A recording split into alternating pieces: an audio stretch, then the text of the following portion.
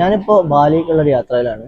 അപ്പോൾ ഞാൻ സംഗതി കാണിച്ചു തരാൻ വേണ്ടി വന്നതാണ്. ഈ ചിഹ്നം കണ്ടതൊക്കെ മനസ്സിലാവുണ്ടാവും. ഞാനുള്ളത് സെൻട്രൽ ജാവയിലാണ്, സുരകാർത്ത എന്ന് പറഞ്ഞ സ്ഥലത്ത്. എൻ്റെ നേരെ പ്രദേശത്തുള്ളത് ഒരു ലൈബ്രറിയാണ്. അപ്പോൾ ഇവിടെ വെയിറ്റിംഗ് റൂമാണ്. വെയിറ്റിംഗ് റൂമിൽ അവർ ഡൊമസ്റ്റിക് കൂടിയാണ്. അപ്പോൾ ഇന്റർനാഷണൽ ഉണ്ടാവായിരിക്കാം. അവർ സജ്ജീകരിച്ച ലൈബ്രറി കാണിക്കാൻ വേണ്ടി വന്നതാണ്. ഞാനൊരു പുസ്തകം എടുത്തിട്ടുണ്ട്. ഇംഗ്ലീഷും ഇന്തോനേഷ്യയും മിക്സ് ആയിട്ടുള്ള പുസ്തകമാണ്. അപ്പോൾ എല്ലാ കാറ്റഗറിയിലും വ്യത്യസ്ത കാറ്റഗറിയിലുള്ള കുറച്ച് കുറച്ച് പുസ്തകങ്ങളായിട്ട് ഇങ്ങനെ സജ്ജീകരിച്ച് വെച്ച് കഴിഞ്ഞാൽ ചിലപ്പോൾ ഫ്ലൈറ്റ് ലാഗ് വരുമ്പോൾ അതല്ലെങ്കിൽ തന്നെ നോർമൽ കേസിൽ തന്നെ 1 to 2 hour നമുക്ക് വെയിറ്റിംഗ് ഉണ്ടാവുമല്ലോ, അല്ലെങ്കിൽ 3 hour ഒക്കെ. അപ്പോൾ ആ സമയത്ത് ഏറ്റവും ക്രിയേറ്റീവായിട്ട് ആ സമയം ഉപയോഗപ്പെടുത്താനുള്ള നല്ലൊരു മാതൃകയാണ്.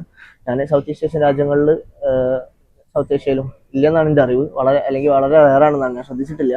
അപ്പോൾ ഇത് നല്ലൊരു മാതൃകയായി തോന്നി, അതുകൊണ്ട് ഷെയർ ചെയ്താണ്.